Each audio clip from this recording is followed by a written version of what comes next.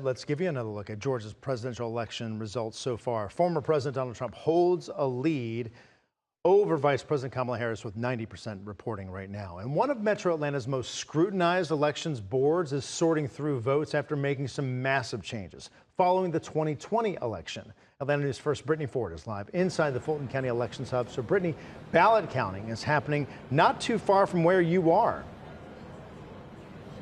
Well, yeah, and things actually seem to be wrapping up here tonight. We just got an announcement from election officials that they have received the last batch of electronic ballots here this evening. They were anticipating to be done around 11 a.m. or 11 p.m. rather tonight. It seems to be that they are on schedule. And we're talking about a lot of ballots. Fulton County broke the 2020 record for in-person voting on Election Day.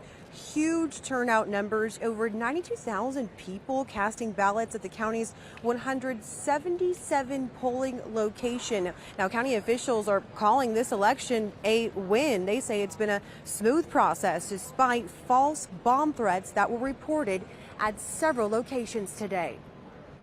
We planned heavily for the incident of a bomb threat being called in.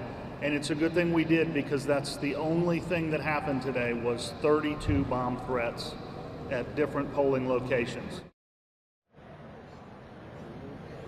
And again, we have just learned that county officials are now wrapping up this ballot counting process. They have just received the last ballots here in the county. That is an exception of provisional ballots and absentee ballots by mail, which they have until Friday to process. Reporting live in Fulton County, Brittany Ford, Atlanta News First. And the vote counting